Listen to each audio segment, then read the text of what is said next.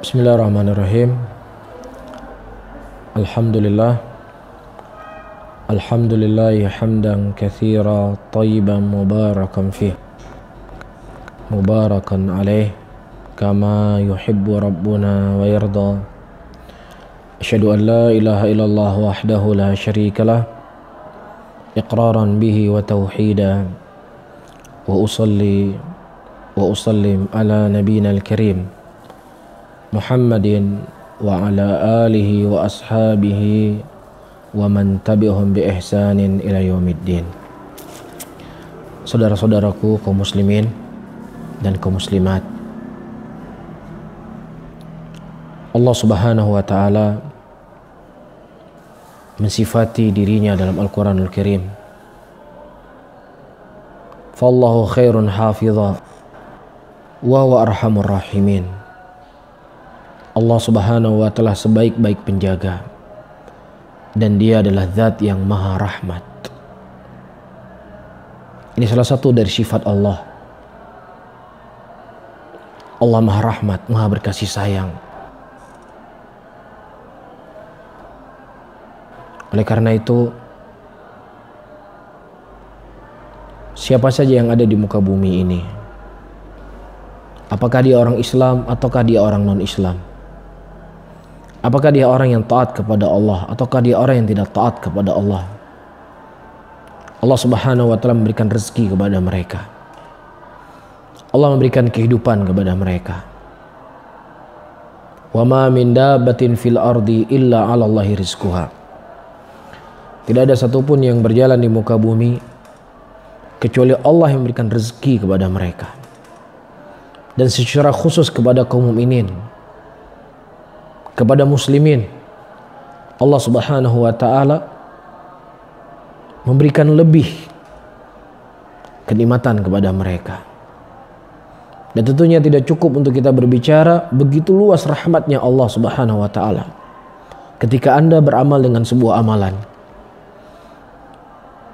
atau Anda berniat dengan sebuah niat untuk berbuat kebaikan, maka Allah Subhanahu wa ta'ala akan mencatat niat Anda tersebut walaupun Anda belum melakukannya. Tapi kalau seandainya Anda melakukan apa yang telah Anda niatkan, Allah akan lipat gandakan amalan yang Anda lakukan. Dan tidak sebaliknya. Ketika seseorang berniat untuk berbuat dosa, Allah tidak catat dosa bagi dia. Bahkan Allah mencatat bagi dia pahala ketika dia niat yang dia lakukan tersebut dia urungkan. Tidak jadi dia berbuat dosa. Namun kalau seandainya dia berbuat dosa, Allah tidak lipat dosa yang dia dapatkan kecuali hanya satu dosa yang Allah catat. Dalam hadis qudsi Allah mengatakan, "Idza tahaddasa 'abdi ay'amal amalan hasanatan fa ana aktub lahu hasanah." Barang siapa seorang hamba terbetik pada jiwanya untuk berbuat sebuah kebaikan, aku akan mencatat baginya satu kebaikan yang sempurna. Zat yang maha rahmat ini juga mengutus seorang rasul, seorang nabi, yang nabi ini juga memiliki sifat rahmat, sifat kasih sayang. Allah Subhanahu wa ta'ala menyebutkan sifat daripada nabinya dalam Al-Quran. Azizu alaihi ma'anitum harisun alaikum bil mu'minina raufur rahim. Muhammad itu merasa berat apa yang membuat berat kalian, dan dia bersemangat untuk berbuat kebaikan kepada kalian. Dan beliau kepada orang-orang yang beriman itu sangat berkasih sayang. Ini dari sisi perbuatan yang datang dari Nabi SAW, dan juga dari sisi ucapan beliau. Nabi SAW mengatakan, "Ar-Rahimun yarhamur Rahman, irhamu man fil ardi sayarhamukum man fis sama." Rahmatilah siapa yang ada di langit, siapa yang ada di bumi, kecuali atau rahmatilah siapa yang ada di bumi, maka siapa yang ada di langit akan merahmatimu. Oleh karena itu rahmatnya Rasulullah SAW tidak hanya kepada orang Islam. Rahmatnya Rasulullah SAW tidak hanya kepada kaum mukminin, tetapi rahmatnya Rasulullah SAW kepada seluruh alam semesta. Allah Subhanahu wa taala menyebutkan, "Wa ma arsalnaka illa rahmatan lil alamin." Dan tidaklah kami mengutus engkau wahai Muhammad kecuali sebagai rahmat bagi alam semesta. Kepada binatang, Rasulullah mengajarkan kepada kita bagaimana kita berinteraksi dengan binatang. Bagaimana kita bersikap kepada seekor binatang pun tidak boleh semena-mena. Tidak boleh kita mendolimi binatang. Nabi SAW menyebutkan dalam hadisnya, "Inna Allah kataba ala kulli syai'in, fa idza qataltum fa ahsinu qitlah, wa idza dzabhtum fa ahsinu dzibhah, wal yuhidda ahadakum syafratuhu wal yurih dzabihata." Sesungguhnya Allah telah mencatat segala sesuatunya. Apabila kalian membunuh, maka bunuhlah dengan cara yang baik. Dan kalau seandainya kalian menyembelih, hendaknya kalian menajamkan pisau-pisau kalian agar hewan yang kalian sembelih itu bisa mati dalam keadaan tenang. Subhanallah. Tidak dibolehkan dan diharamkan dalam Islam seseorang menyembelih binatang dengan benda yang tumpul. Dan disebutkan sendiri oleh Rasulullah, nggak boleh kita menyembelih dengan tulang belulang. Nggak dibenarkan. Pada suatu hari Rasulullah SAW melihat seekor unta. Yang unta tersebut sedang menangis.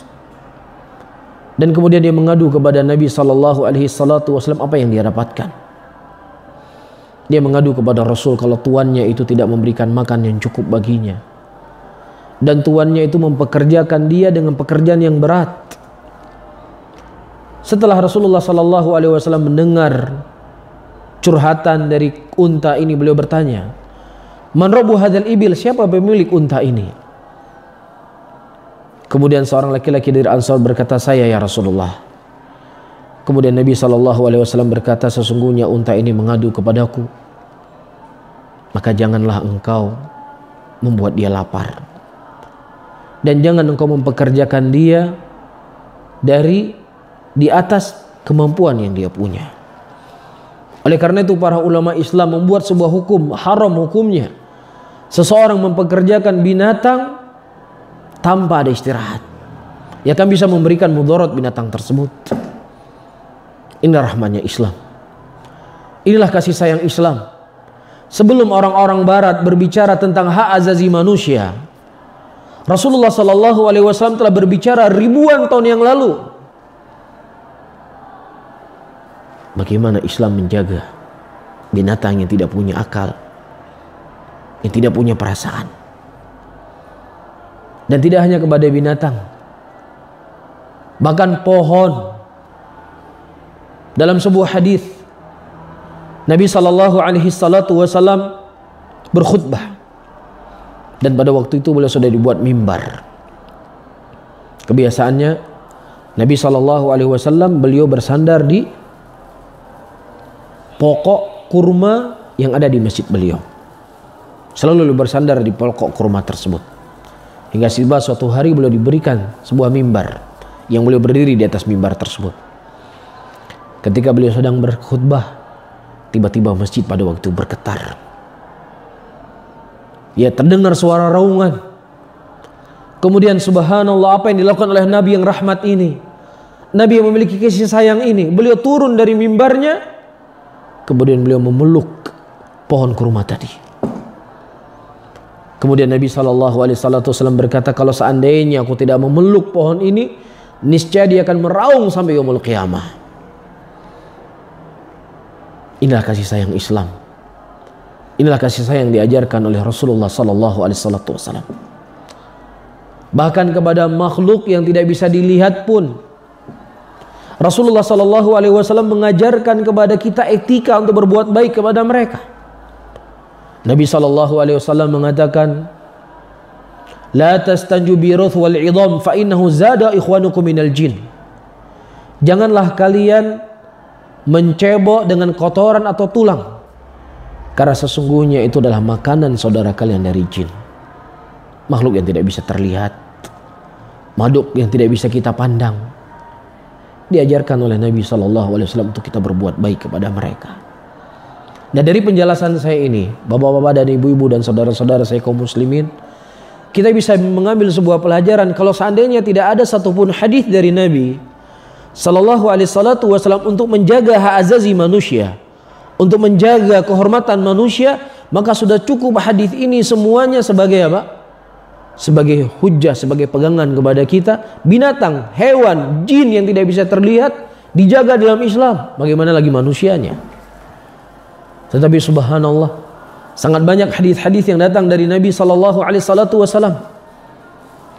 Rasulullah Sallallahu Alaihi Wasallam mengajarkan kepada kita etika berhubungan dengan manusia. Bahkan sesuatu yang paling terkecil tidak boleh diganggu. Pandangan mata. Pandangan mata ini sebuah nikmat yang dimiliki oleh seorang hamba. Dan Rasulullah Sallallahu Alaihi Wasallam mengajarkan kepada kita untuk tidak mengganggu pandangan mata orang. Dari sisi mana? Dalam sebuah hadis Rasulullah Sallallahu Alaihi Wasallam memerintahkan kepada kita kalau seandainya kita meludah atau buang dahak itu ditanam dahaknya. Jangan sampai nanti saudara kita melihat dahak yang keluar dari mulut kita membuat dia jijik, terganggu pandangan matanya. Apakah ada agama yang lebih mulia daripada agama Islam? Apakah ada agama yang mengajarkan norma-norma dan etika kehidupan yang lebih mulia dari Islam? Wallahi tidak pernah akan ada. Gak akan pernah ada agama yang lebih sempurna dari agama Islam.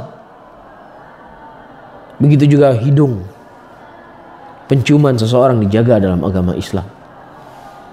Nabi SAW menyebutkan dalam sebuah hadisnya, man akala basalan aqurathan fala yuqarribu masjidana. Barang siapa yang seseorang makan bawang putih dan makan bawang merah, maka hendaknya dia jangan mendekati masjid kami. Kita ketahui jumhur para ulama atau sebagian para ulama mengatakan salat berjamaah bagi kaum laki-laki itu hukumnya wajib. Hukumnya wajib. Namun ketika dia makan bawang putih dan makan bawang merah akan membuat terganggu dari jamaah salat. Apakah malaikat yang hadir di masjid tersebut atau jamaah salat? Terganggu hidungnya, terganggu penciumannya, maka Nabi SAW melarang mereka untuk datang ke masjid. Subhanallah. Bahkan sesuatu yang terkadang tidak terfikir oleh kita, Rasulullah SAW mengajarkan kepada kita etika bagaimana kita berhubungan dengan manusia. Perasaan.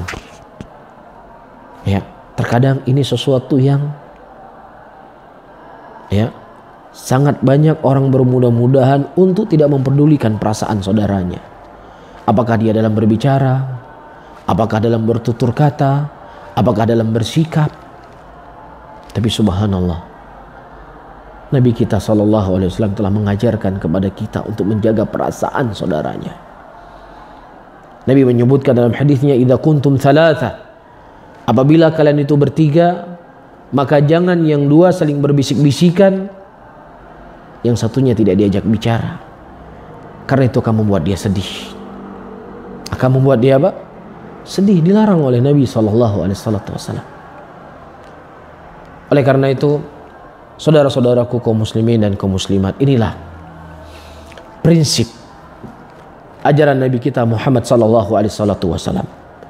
Dan siapa saja yang mengikuti Rasulullah SAW dan mengaku cinta kepada Nabi, harus dia menjalani kehidupan sebagaimana kehidupan Rasul. Harus dia bersikap sebagaimana sikapnya Rasulullah SAW dalam dia berdakwah. Dia mengikuti bagaimana dakwahnya Nabi Muhammad SAW. Dalam dia menyampaikan ilmu, dia ikuti bagaimana perintah Allah Subhanahu wa taala dalam Al-Qur'an. Dakwah, hukum asal daripada dakwah adalah lemah lembut. Dalam sebuah hadis Nabi SAW menyebutkan, inna rifqa la yakunu fi syai'in illa zana wa la yanzi anha hatta illa syana. Kata Nabi, tidaklah kelemah lembutan pada sesuatu perkara kecuali akan membuat sesuatu tersebut indah. Dan tidaklah kelemah lembutan itu ditarik pada suatu perkara kecuali akan merusak perkara tersebut. Inilah inti daripada dakwah, memudahkan, tidak menyulitkan. Yassiru wa la tu'assiru, berilah kemudahan dan jangan engkau membuat kesulitan. Bahkan subhanallah, saudara-saudaraku kaum muslimin dan kaum muslimat, Allah Subhanahu wa taala menyebutkan di dalam Al-Qur'anul Karim bagaimana Allah memerintahkan Musa dan Harun berdakwah kepada Fir'aun dengan kalimat yang lembut, dengan kalimat yang sopan, dengan kalimat yang santun. Ya, mudah-mudahan dengan kesopanan dan kesantunan tersebut bisa membuat Fir'aun itu sadar dengan kesalahannya. Idhaba ila fir'auna fa innahu tagha faqula lahu qawlan layyinan la'allahu yatadhakkar aw yakhsha. Wahai Musa dan Harun, pergilah engkau kepada Fir'aun. Sesungguhnya Fir'aun itu telah melampaui batas. Saudara-saudaraku kaum muslimin dan kaum muslimat, kita yang menyampaikan dakwah atau siapapun yang menyampaikan dakwah, tidaklah dia semulia Nabi Musa, tidaklah dia semulia Nabi Harun. Mungkin tidak sedikit dari kita mengajak manusia untuk berbuat baik, melarang manusia untuk berbuat kesalahan dan dosa, tetapi terkadang sembunyi-sembunyi kita justru yang berbuat dosa dan maksiat. Justru terkadang di hadapan atau ketika manusia tidak ada satupun di hadapan kita, kita malas untuk beribadah. Kita malas untuk beribadah. Tapi tidak demikian keadaan Nabi Musa dan Nabi Harun.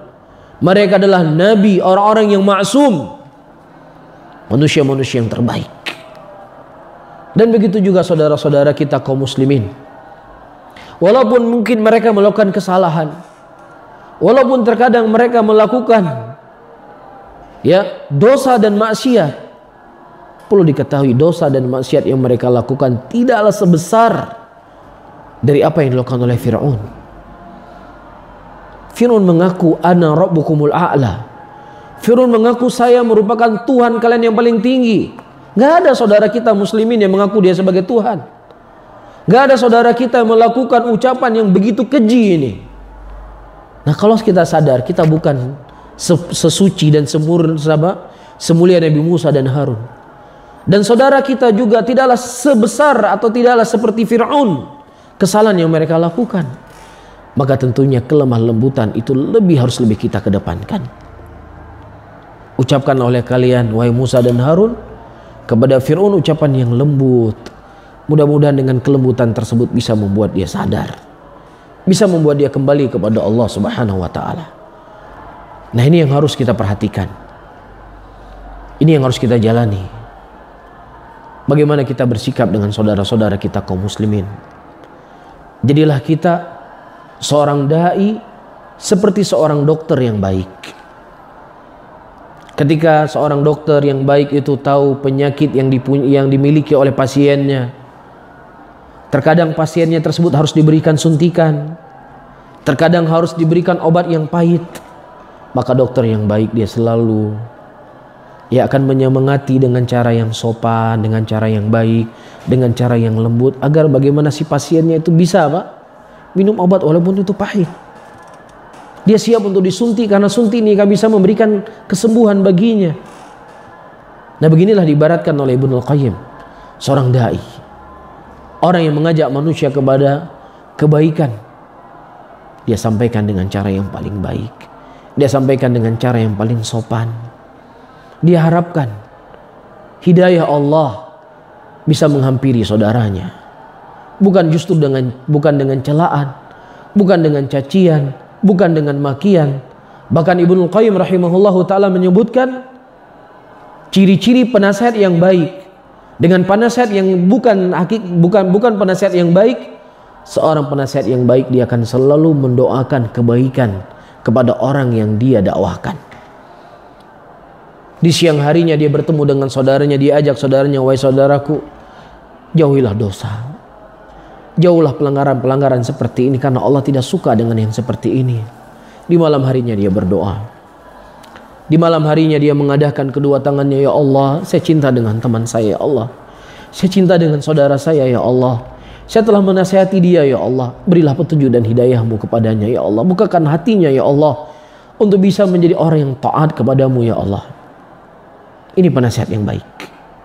Tapi kata Ibnu Qayyim rahimahullah, adapun seorang yang hakikatnya bukan penasehat, dia akan datang dengan saudaranya dengan cacian, dengan celaan, bisanya hanya menjatuhkan, bisanya hanya merendahkan, dan tidak pernah dia mendoakan saudaranya. Tidak pernah dia mendoakan saudaranya. Beginilah hakikatnya dakwah Ahlus Sunnah. Beginilah hakikat dakwah yang diajarkan oleh Nabi SAW. Jangan sampai saudara-saudaraku kaum muslimin, ya, jangan sampai karena jeleknya akhlak kita, kotornya lisan kita, buruknya perangai kita, membuat orang itu lari dari sunnah. Orang akan mengecap bahwasanya orang yang menyebarkan sunnah begini modelnya. Jangan gara-gara kita menjadi orang ya antipati dengan sunnah. Jadilah kita seorang dai, jadilah kita penyeru kebaikan sebagaimana yang telah diserukan oleh Nabi sallallahu alaihi wasallam. Wallahu taala alam bisawab. Mungkin ini yang bisa saya sampaikan, mudah-mudahan bermanfaat bagi saya sendiri dan juga bagi saudara-saudara saya semuanya. Saya akhiri, Allahumma salli ala Muhammadin wa ala alihi wa ashabihi wa man tabi'hum bi ihsanin ila yaumiddin. Wassalamualaikum warahmatullahi wabarakatuh.